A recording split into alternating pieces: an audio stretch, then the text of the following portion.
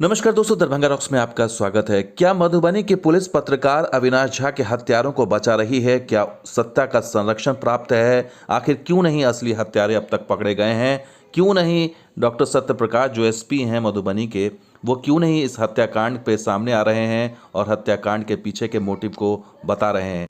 तो पुलिस लिपापोती कर रही है, लेकिन प्रेस काउंसिल ऑफ इंडिया जागा है और उसने एक प्रेस रिलीज जारी किया है और बिहार सरकार से सीधे सीधे सवाल पूछा, रिपोर्ट तलब कर लिया है। और इसमें लिखा गया सुमोटो लेते हुए कि press council of India has called for a report from the chief secretary and DGP government of Bihar. यानी डीजीपी और मुख्य सचिव को अब जवाब देना होगा कि आखिर ये पूरा मामला कैसे हुआ और क्यों इसमें अब तक सही तरीके से कार्रवाई नहीं हुई। और इसको लेकर के अब बात आगे बढ़ रही है। लगातार परिवार दबाव बना रहा है। बेनीपट्टी थाने का घेराव भी किया गया, 72 घंटे में असली हत्यारे को गिरफ्तार करने का अल्टीमेटम भी दिया गया। लेकिन सवाल यही है कि आखिर मेडिकल से जुड़े हुए लोगों से पूछताछ क्यों नहीं हो रही है? डॉक्टर संतोष कुमार जो गाली दे रहे थे फेसबुक लाइव पर, उनसे क्यों नहीं पूछताछ हुई?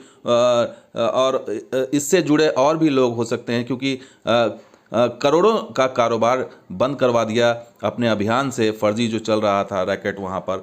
ऐसे में सवाल एसपी साहब पर भी है कि एसपी सत्य प्रकाश क्या किसी के दबाव में है? क्योंकि केस आईने की तरह साफ है कि मेडिकल माफिया को ही सबसे ज़्यादा खतरा था अविनाश से, क्योंकि उनके खिलाफ जो कैंपेन चल रहा था, जो वो चला रहे थे, उससे न सिर्फ वो डॉक्टर्स का नुकसान हो रहा था जो एफिलिएशन के नाम पर जो है उगाही कर रहे थे, कमीशन खा रहे थे, या फिर वो जो भी वहाँ पर धंधा चल रहा था, करीब 2 दर्जन फर्जी नर्सिंग होम का जो धंधा चल रहा था, उसमें इन्वॉल्वमेंट था करोड़ों रुपए का।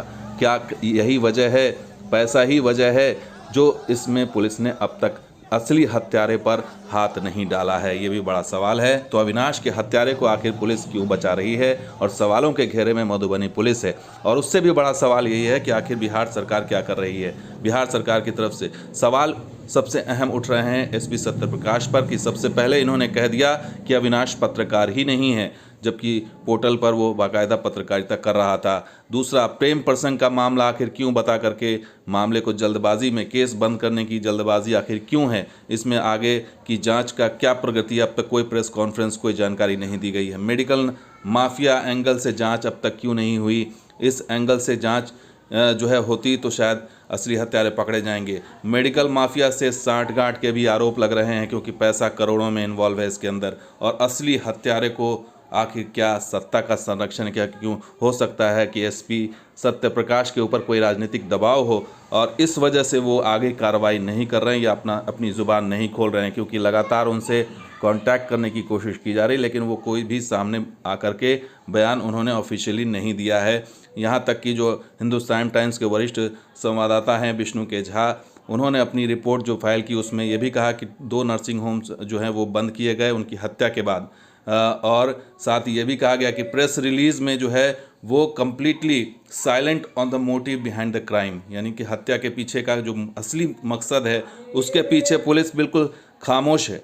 और superintendent of police Satya Prakash did not answer calls, later his staff member called back saying he was out in field. यानी कि जब उनसे कांटेक्ट किया गया, पत्रकार ने कांटेक्ट किया, तो उन्होंने जवाब नहीं दिया। बाद में उनके स्टाफ ने कॉल किया और उन्होंने कहा कि वो फील्ड में हैं। तो इस तरह की चीज़ें हैं सामने आ रही हैं, जो संदिग्ध बना रही हैं चीज़ें कि एसपी साहब आखिर क्यों नहीं सामने आते हैं, सच को क्यों नहीं बताते हैं? क्योंकि केस आईने की तरह साफ है कि सबसे ज़्यादा जो नुकसान हुआ है वो मेडिकल माफिया को हुआ था। इसमें इन्वॉल्वमेंट, इसकी हत्या से फ़ायदा मेडिकल माफिया को हुआ है।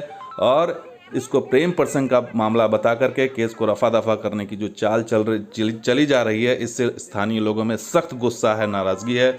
और इसको लेकर के प्रोफेशनली जो है वो जांच अब तक नहीं की गई है। और आगे जब तक बिहार सरकार की तरफ से कोई गाइडलाइंस या प्रेशर नहीं आता है, तब तक के वो स्थिति ऐसी बनी रहेगी और जो असली हत्यारे हैं वो ऐसे ही आराम से निकल जाएंगे, ऐसा लग रहा है। लेकिन जो जांच हो रही है उससे तो ऐसे ही लग रहा है, लेकिन जब तक दबाव बन जाएगा अगर सरकार के पर या फिर जनता का दबाव बनेगा, तभी इस पर आगे की कार्रवाई हो सकती है। क्योंकि असली जो हत्यारे हैं वो बहुत पावरफुल हो सकते हैं, बहुत पैसे वाले हो सकते हैं। और वो किस तरह से एक्सपोज कर रहे थे वो आप इस वीडियो के ज़रिए देखिए। किस तरह से एक एक डॉक्टर्स को, एक एक नर्सिंग होम को वो एक्सपोज कर रहे थे, उनकी पोल खोल रहे थे।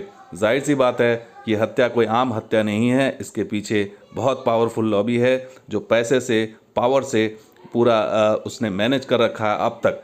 लेकिन जब तक जनता का दबाव अगर बनेगा तो हो सकता है कि पुलिस असली हत्यारे तक पहुंच जाए। तो दोस्तों, ये वीडियो कैसा लगा जरूर लाइक कीजिए, शेयर कीजिए, कमेंट कीजिए, सब्सक्राइब कीजिए। कुछ और वीडियो के साथ हाजिर होंगे, आप देखते इधर बंगाल। शुक्रिया, धन्यवाद। जय हिंद, जय बिहार, जय मिथिला।